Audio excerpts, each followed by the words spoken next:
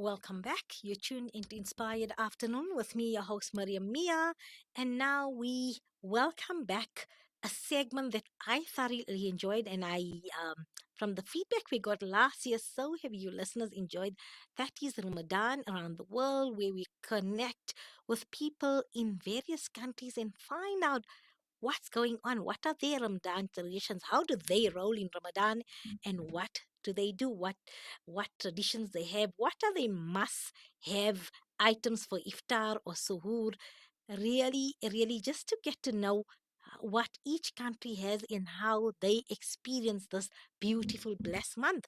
So, as I said in my introduction, today we are going to visit a, a tiny place, a really tiny place in terms of land mass, but steeped in history and really a very vibrant, colorful country that is also steeped in Islamic history as well. In fact, the large segment of the population follows the Islamic faith, Islamic way of life, and are Muslims.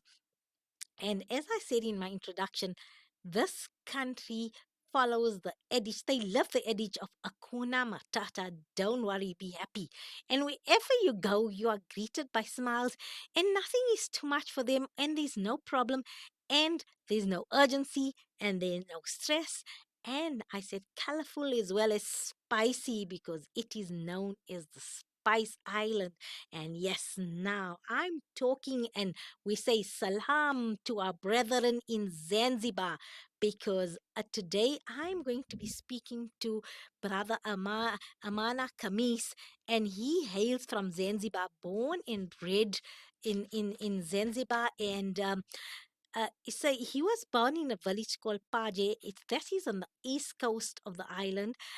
He studied. He has a certificate in tourism. However, he's quite accomplished in terms of his educational qualification. He has a bachelor's degree in information technology at the University of Kampala. He has a master of IT where he studied at Zumbe University in Tanzania, and he's an IT professional, but also he has a double business, and that's what I want to talk. He's a tour operator and manager of AG tours and safaris in Zanzibar. And if you visit Zanzibar, you can connect with Brother Amana, and he will surely take you and show you the insides and sounds of everything that's happened in Zanzibar.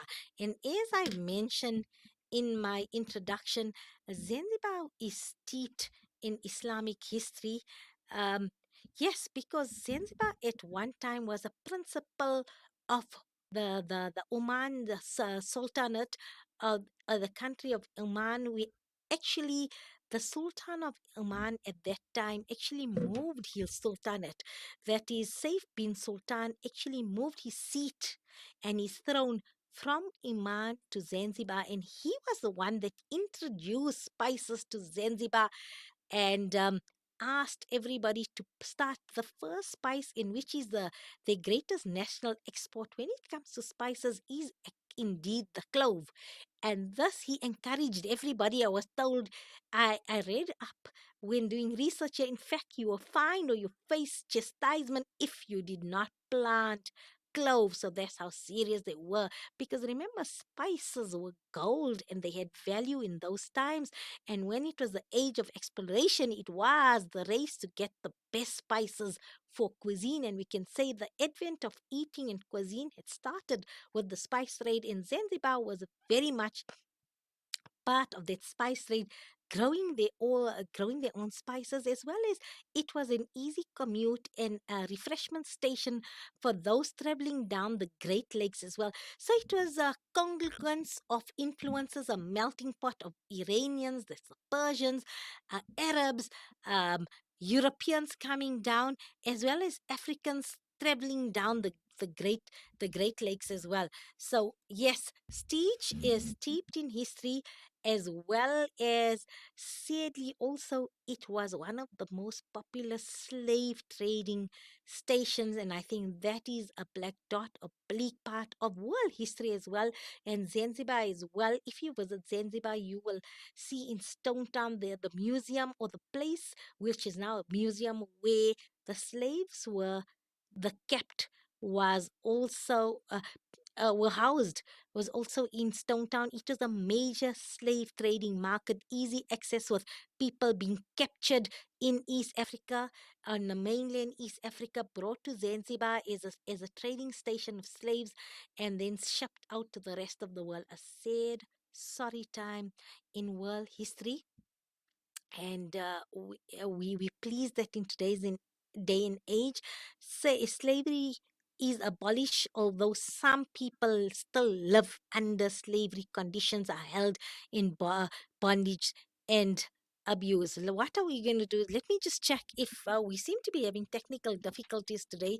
Let me just check with brother Ziad or brother Salilo, my producer Salilo, to see if we've got brother Amana Khamis online, or we've got him on StreamYard. We're just trying to connect with them. So what we're going to do is, let's go for a short break. And when we get back, hopefully we'll be able to connect with brother Amana.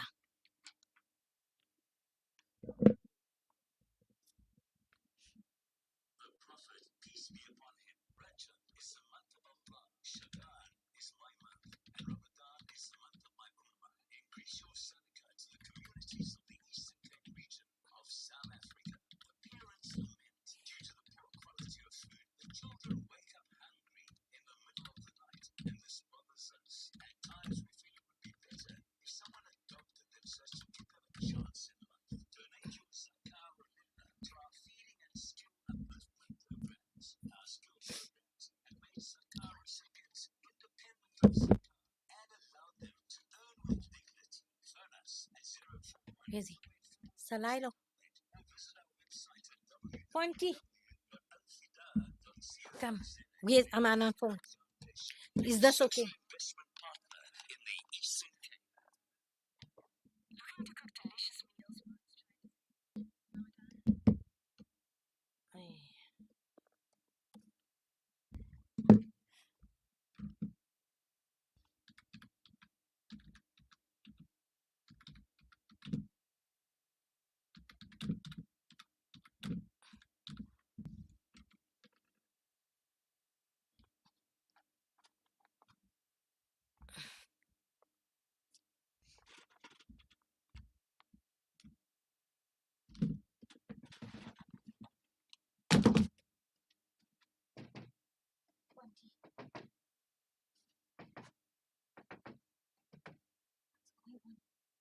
What's happening?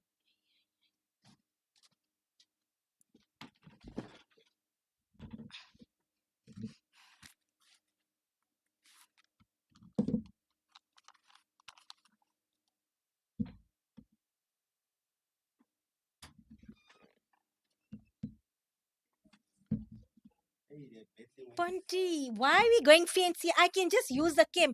You know, Ibrahim essay, this is not a time to experiment.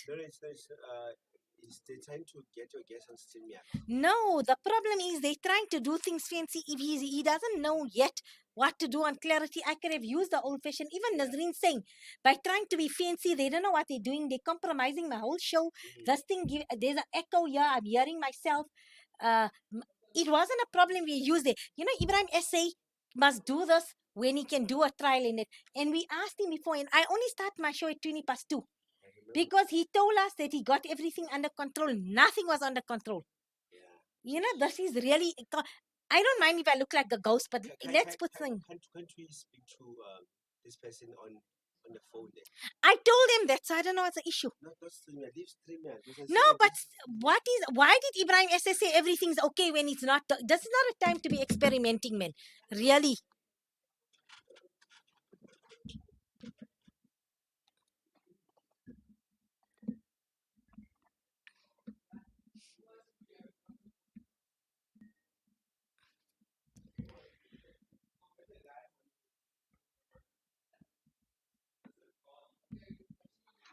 Hansungule.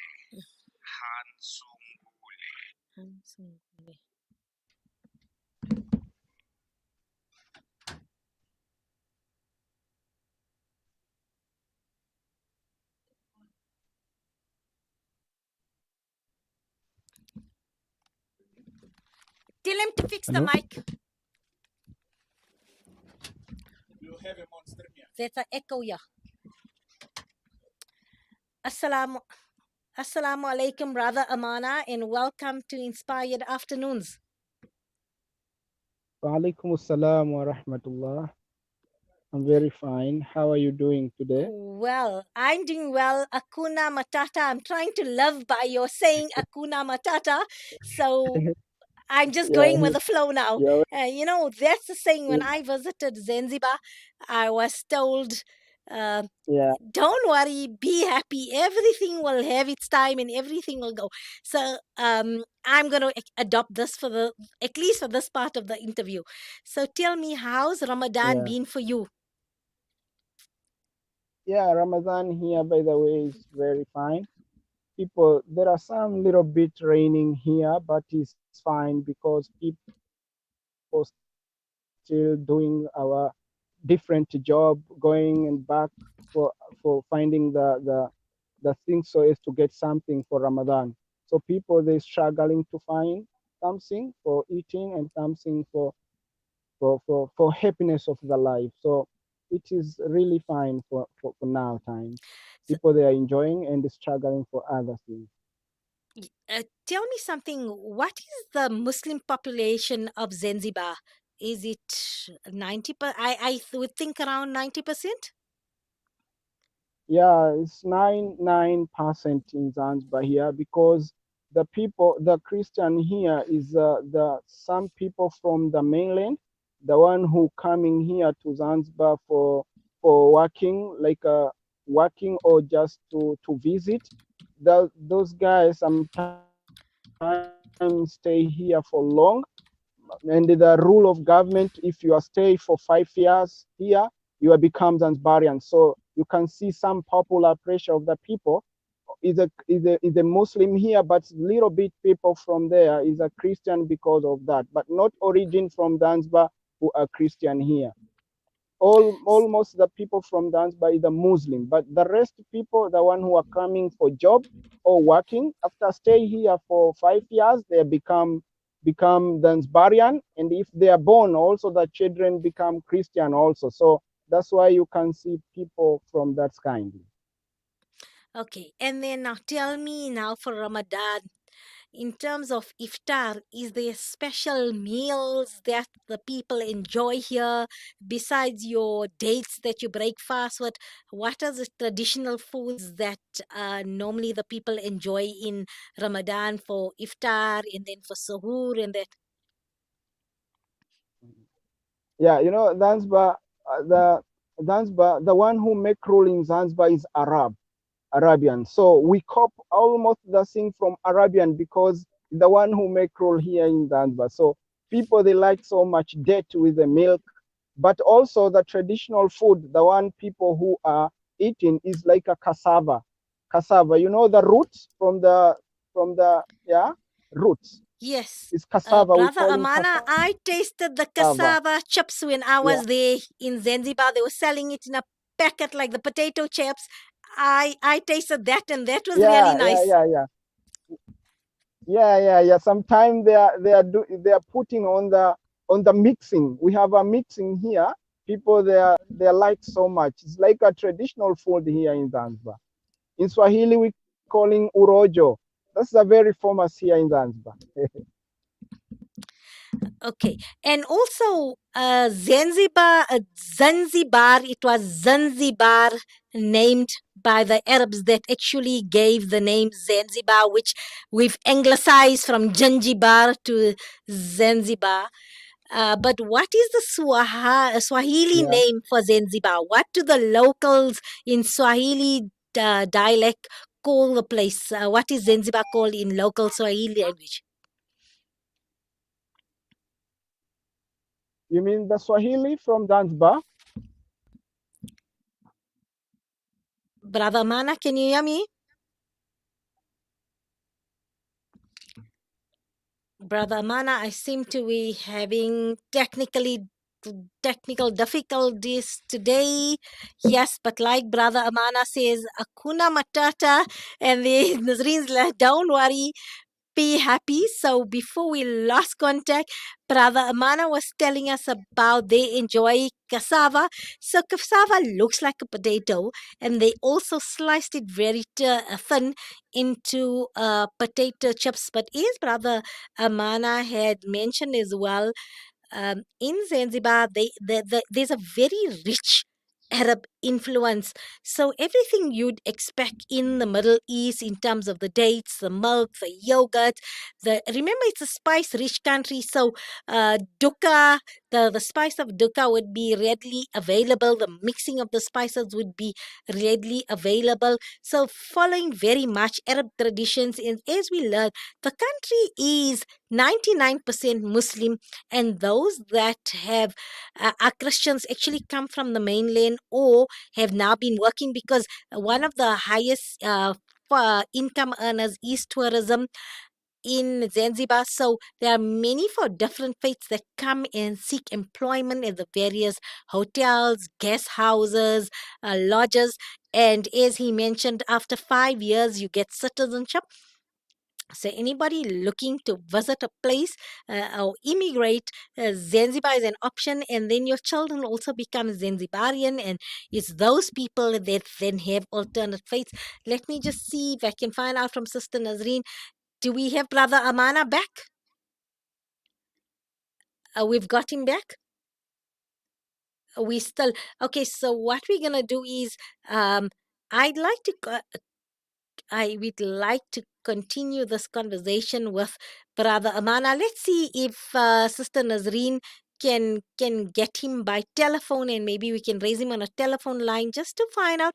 And also, I was told that uh, fortunately, Zanzibar, one of the few islands that were actually spared from the COVID pandemic in terms of the numbers, although they had lots of people visiting the shores there.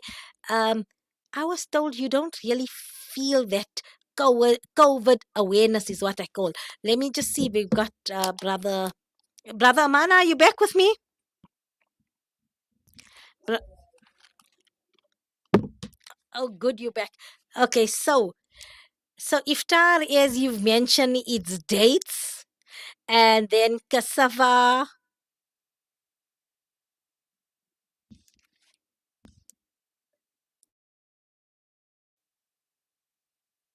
Brother Amana.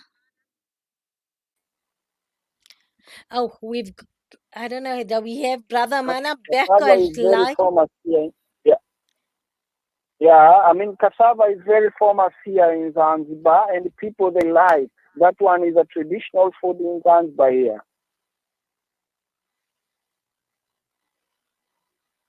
We prayers. I'm sure all the masjids are full with a recitation of Quran, and Taraweeh must be something we like all over the world.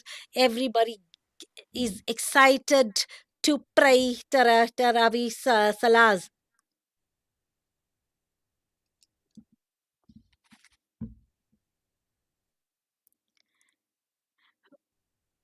Brother Amana, are you back? Can you see me? What we're gonna do? We'll need to end the interview, and inshallah, Yeah, let's. yeah, Okay, we've yeah. got Brother Amana. You back?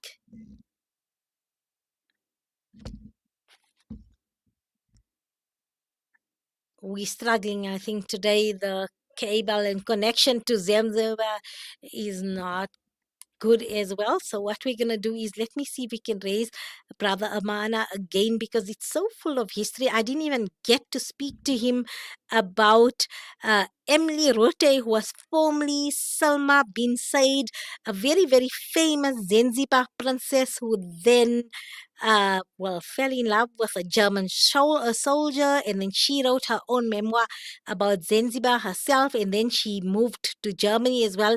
That is very much part of Zanzibar history as well. But let's see if we can then continue the segment next week as well on a clearer, no technical difficulty line as well. So let's go for short break, and then we're going to commence our segment on the discussion of the appropriate sentencing for young offenders in South Africa. And that's what Advocate Zita Hanzangule, all this after the break.